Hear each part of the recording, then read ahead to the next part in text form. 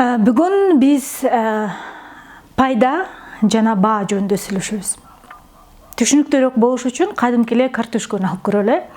Базарга барганда биз картошканын сулуусун, тешиги азырагын издейбиз дагы. Анан кээде алып атып астындагы картошкалар биз күткөндөй болбой калганда биз мынтип айтабыз да: мен төлөй турган баага бул татыксыз картошкалар, мен муну албайм. Андан көрө үстүнө бир аз акча кошуп туруп сулуурагын алайын. Билесиздерби, жашоодо дагы биз көп учурда сөзүбүздүн аркасында, кыймыл аракетибизди, чыгарган чечимдерибиздин аркасында сөзсүз түрдө пайдабызды көздөйбүз. Бирок ошол пайда үчүн кандай баа төлөп атканыбызды аңдап билбейбиз да. Мисалы, жакында мага бир айым кайрылып калды. Ал айтат: мен абдан калпычу болуп баратам. Бул нерсе менен күрөшкөнгө да күчүм жетпей атат. Калп айтпайын десем деле калп айтам, анан ал калпым дагы бир калпты тууйт. Ошентип отуруп өзүмдүн калпыма өзүм чалынып, анан жолдошум экөөбүздүн мамилебиз менин калпымдын айынан ажырымга баратабыз. Жана анын мага карата ишеничи жоголуп баратат, деди да. Анан мен айттым: сиз эмне ал калптан өзүңүзгө кандай пайда алып атасыз? Силерге түшүнүктүүрөөк болуш үчүн мен кагазга жазып көргөзөйүн.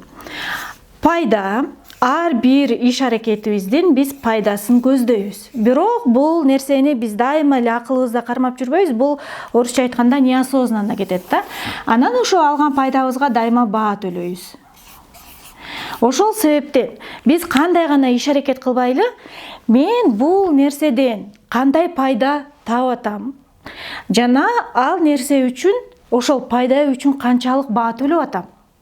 Кээде биз болор болбос кичинекей нерселерге чоң баа төлөйбүз да. Мисалы, жана мен жогоруда айтып кеткен айым кандай пайда? Калп айтканын аркасында күйөөмдү жоготкум келбейт деп атат да. Күйөөсүн кармап туруп атат. Бирок ошол эле учурда тез эле арада анын калпы сыртка чыгып, күйөөсүнүн ага карата ишеничин жоготуп атат. Демек, кичинекей калп менен кичинекей калп айтуу пайдасын алып атат дагы, бирок баа күйөөсүн жоготуп атат. Карасаңыз. Демек, калп айтуу утурумдук, убактылуу бир кырдаалдан чыгып атат, бирок ага кандай баа төлөп атат? Күйөөсүнүн ишеничин жоготуп атат. Карасаңыздар, деги эле биздин жашообузда дайыма ойлонуңуздар да, мен ушул нерседен кандай пайда алып атам, бирок ошол пайдага төлөп аткан баам канчалык? Башкача айтканда, менин таап аткан пайдам төлөп аткан баама татыктуубу деген суроону берсеңиздер, эгер бул нерсени жакшылап анализдесеңер, жашоодо көргөзөт. Көп пайызы биз кичинекей болор болбос эч кандай пайда алып келбеген нерсеге аябай чоң баа төлөйбүз. Мисалы, акыркы бизде абдан ушу үрөө учурган кырдаалдар болуп кетти. Бир эмес, бүгүнкү күндө 3 айым күйөөсүнөн зордук зомбулук көрүп, бул жашоо менен кош айтышты. Албетте, бул абдан жүрөктү оорутат. Ошондо карасаңыздар, алар ошондой зөөкүр адамга чыдоо менен кандай пайданы көздөшкөн? Балдарым атасы калбасын.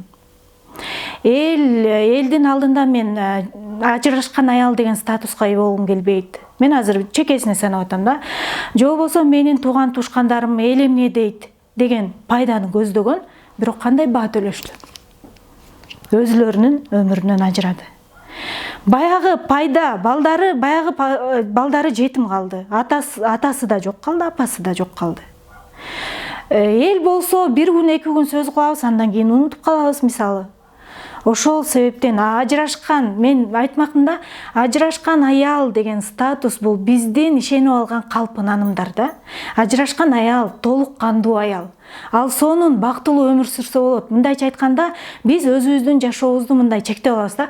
Качан гана мен кандай гана күйөө болбосун жашай бергенде гана мен ажырашпаган аял деген атка конгондо гана бактылуу боло алам. Же болбосо мен ошондо толук кандуу өмүр сүрө алам деген бир түшүнүксүз жалган ынанымдарга толтуруп алабыз башыбызды. Ошондуктан, урматтуу айымдар, мен чакырат элем да, ошондой адам менен жашап атканда кандай пайда таап атасыңар, бирок кандай баа төлөп атасыңар, анализ кылсаңар. Демек, дагы бир жолу жыйынтыктасам, күйөөңүз сизге кол көтөрүп атканда сиз кандай баа төлөп атасыз? Ден соолугуңуздан ажырап атасыз, акыры өлүп тынып атабыз, А бирок биз дайыма айтабыз да, мен күйөөмдүн уруп сокконуна чыдаганым менен мен пайда таап атам, балдарым, эл, кайын-журт жана башка. Ошондуктан чакырат элем деги эле, бул синдром жертвы деген сөз бар. Бул курмандык болуунун синдрому деп которуп койсок болот да. Биз кээде аял заты өзүнүн аң сезиминде ошол абалда көнүп калат. Баягы мээси, аң сезими, ой жүгүртүүсү ошол абалга жашаганга көнүп калат дагы, анан ошол абалдан башка абалга чыкса эле бир жашоосу токтоп калгандай сезилет да. Мисалы, мени 5 балам менен ким алат, каяка батам, кантип жан сактайбыз, анан эл эмне дейт деген нерсе менен жүрө берип, ошол өзү зомбулуктун курмандыгы болуп жашаган стиль, жашоонун стилине көнүп калып жүрө берет. А бирок билесизби, сиз дайыма биздин мээбиз жаңы абалдан коркот. Жаңы чечимдерден коркот да, бирок биз буга карабай туруп, эмнеге биз дароо эле, мисалы, мен азыркы абалым менен 5 балам менен кайсы күйөө алат деген нерсеге мен таң калам да. Сиз башкача айтканда жашооңуздун маңызы күйөөдө деп эле чечип аласыз да. Мен ушул положениядан, ушул абалдан чыгып туруп эле дароо башка дал эле ушундай абалга барып калышым керек. Бирок кечирип коюңуз, балким сиз ошол зордук, зомбулуктун очогунан чыгып туруп башка очокко барсаңыз, билесизби, кандай пайда табасыз? Балдарыңыз биринчи кезекте эң сонун атмосферада өмүр сүрө башташат. Анткени конфликттүү үй бүлөдө жашаган баланын психикасына, баланын жашоо түшүнүгүнө, баланын жашоосунун стилине аябагандай чоң зыян келет. Ал дагы өзүнүн неосознанно деп айтпадымбы, өзүнүн аң сезиминде кайра эле курмандык болуу жолдорун издейт бала дагы. Өзү ошондой, мисалы, ичкен адамдарды жаман көрөт, бирок ичкен адамдарга тартылып турат да. Анан кандайча ошондой адамга турмушка чыкканын да байкабай калат. Ошондуктан урматтуу айымдар, чакырат элем, жашап жаткан жериңизде кандай пайда алып атасыз, бирок кандай баа төлөп атасыз, дайыма анализдеп, анан туура чечим чыгарсаңыз.